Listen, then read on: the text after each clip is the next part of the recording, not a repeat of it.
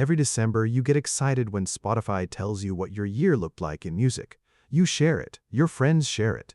It goes viral every single year. But here's what Spotify doesn't put in that cheerful slideshow.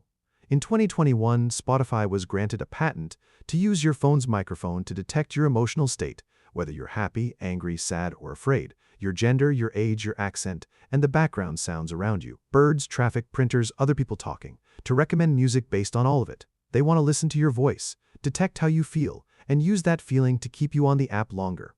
A 2018 article in The Atlantic called Spotify Wrapped a Masterful Coup of Free Advertising. You've been doing their marketing for them, every year, for free, and while you were celebrating your top songs, Spotify was collecting over 1 trillion data events about you every single day. Spotify's own engineering blog confirmed their data collection platform processes more than 1 trillion events per day. 1 trillion per day about you. This is the full story of how the world's most popular music app turned your most personal data, your emotions, your moods, your loneliest 2 a.m. playlists into a product, and why you celebrate it every December. Let's go back to 2006. The music industry was in chaos. iTunes had disrupted physical sales, piracy was at its peak, and nobody had figured out how to make streaming work. Then Daniel Ek, a 23-year-old Swedish entrepreneur, had a simple idea. Make music so easy, so fast, so free that piracy wouldn't be worth the hassle. From the moment you hit play on a song, Spotify collects a vast amount of data on your behavior, including the songs, albums, genres, and podcasts you enjoy. This treasure trove of information is then meticulously modeled to create a unique profile for each user. But in the beginning, that felt like a feature, not a threat. The algorithm knew what you liked. Discover Weekly felt like magic. Your daily mix felt like a friend who understood you better than you understood yourself. And Spotify Wrapped, which launched in 2015 as a simple year-end review, became one of the most viral marketing moments in tech history. Year in and year out, Spotify follows every stream to collect increasingly more data about users and their very personal music tastes. People didn't see the data collection. They saw the cute slides. They saw their personality reflected back at them in a shareable format. Spotify had figured something out that almost no other tech company had. If you can make surveillance feel like self-expression, people will not only accept it, they'll advertise it for you. Like and subscribe, because if the Spotify story makes you uncomfortable, the LinkedIn video we're making next will make you want to delete your account immediately. Here's where most coverage of Spotify gets it wrong. People focus on Wrapped, what songs you listen to, what your audio aura is. That's the surface. Here's what's underneath. Spotify's own privacy policy states the personal information collected on you includes your name, email address, password, phone number, gender, street address, country, and university or college if you're on a student plan. That's just the account registration data. Here's what they collect when you actually use the app. Spotify logs most interactions as usage data, including what you play, pause or skip, your searches, the playlists you create, when and where you listen inferred from IP and device information, and how you use features and ads. What you skip tells them what you hate. What you replay tells them what you love. When you listen tells them your daily routine. What you listen to at 2 a.m. tells them when you can't sleep. What you listen to after a breakup tells them you just had a breakup. The information Spotify collects is not limited to what it mentions in its privacy policy, giving Spotify a broad scope for what data it can gather and keep in its systems, not limited to what it mentions in their own privacy policy. And then there's the phone sensor data. Spotify collects your phone's sensor data, information about the way you move or hold your device, voice data when you use voice controls, and information about other devices nearby. How you hold your phone. They know how you hold your phone. Listening time also helps determine how much a user enjoys a specific item. When exceeding 30 seconds in a musical audio stream, it is considered positive data. The 30-second rule. Every stream that passes 30 seconds is logged as a positive signal about you. Every skip before 30 seconds is logged as a negative one. Spotify is building a psychological map of your tastes, one half-listened song at a time. Today, over 1,800 different event types, signals representing interactions from Spotify users, are being published to Spotify's data platform every day. 1,800 different types of signals about you every day. Now let's talk about Wrapped. Because Wrapped is not a gift, Wrapped is a product. Spotify logs data to promote its services, personalize ads, and fuel its marketing campaign. Spotify Wrapped relies heavily on data collection and modeling to provide users with personalized insights into their listening habits.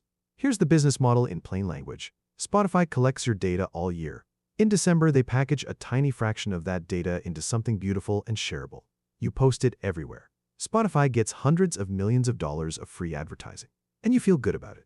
Your Spotify Wrapped is the final product of a 12-month-long surveillance campaign the music streaming giant managed to turn into something to look forward to. The 12-month-long surveillance campaign that you celebrate, that you share. Scholars note that features like Wrapped normalize data tracking and surveillance even as users enjoy the reflection. Behaviors themselves become products during recap season, and reviewing data can be fun until we're reminded just how much we're tracked. And even Wrapped itself is designed to be incomplete. Spotify stops counting Wrapped data in late October to mid-November, so your December listening doesn't affect the algorithm. Spotify tracks offline listening within the app. Once you reconnect to the internet, this data is synced to their servers, even when your phone has no signal, even when you're on a plane, even when you think you're completely disconnected. The moment you reconnect, it all uploads. Now we get to the part of the Spotify story that most people don't know about. In February 2018, Spotify filed a patent. In January 2021, that patent was granted. The patent, entitled Identification of Taste Attributes from an Audio Signal, describes how Spotify wants to use speech recognition to determine users' emotional state, gender, age, or accent, attributes that can then be used to recommend content. Not just what you listen to, not just when you listen, but how you sound when you're near your phone, whether you're happy or angry or sad or afraid, how old you sound, whether you're male or female, what accent you have. The proposed technology would also use environmental sounds, vehicles on a street, other people talking, birds chirping, printers printing, allowing for context-based recommendations. If the algorithm believes you're in Los Angeles, it will recommend songs and artists that people visiting the West Coast typically enjoy. The sounds of your environment, your emotional state, your physical location inferred from background noise, all to make sure the algorithm picks the perfect song to keep you on the app. This approved patent outraged Spotify users and artists globally.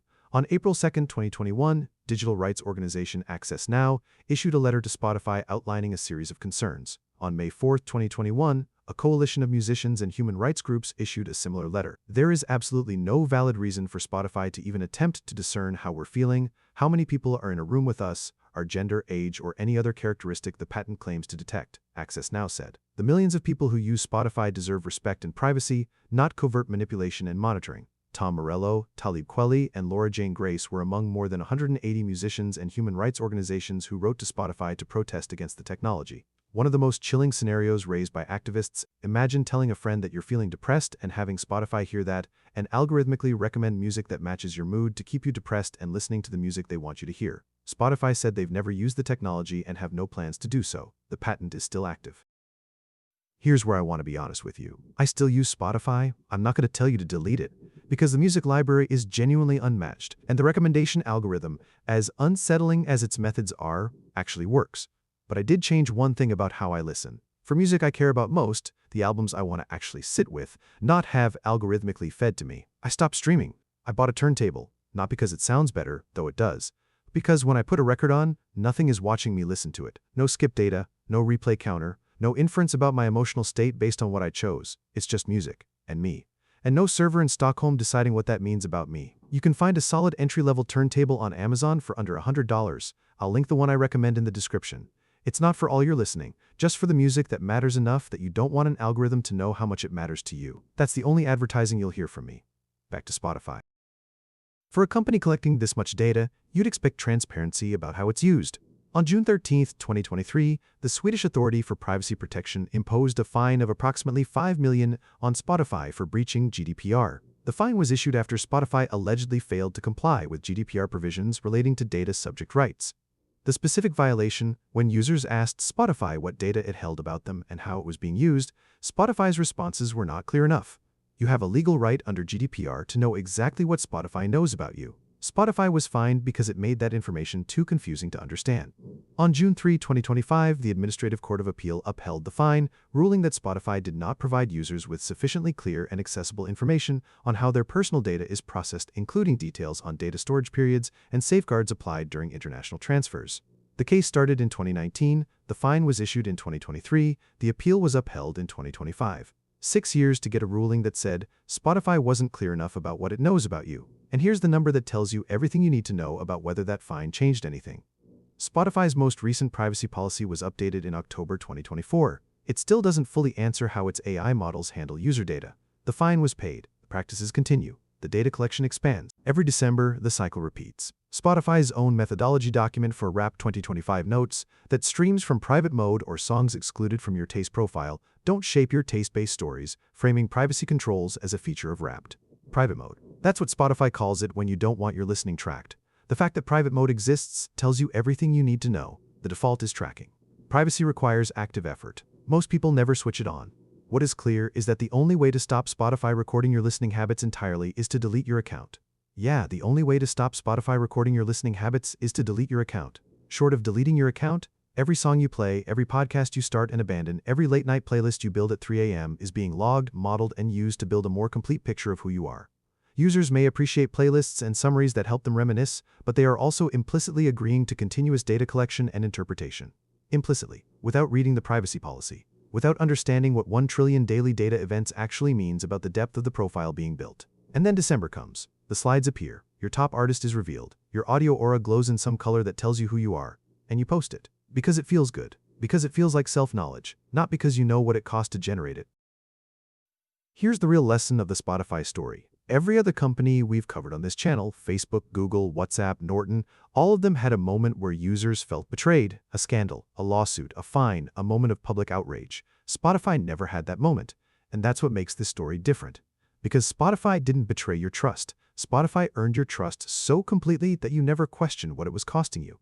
The algorithm felt like a friend, Wrapped felt like a gift, Discover Weekly felt like magic. All of it felt personal, all of it felt intimate. None of it felt like surveillance. That's the most sophisticated thing Spotify ever built. Not the algorithm, not the recommendation engine, not the annual recap. The feeling that an app tracking 1 trillion data points about you every day is doing it because it loves music as much as you do.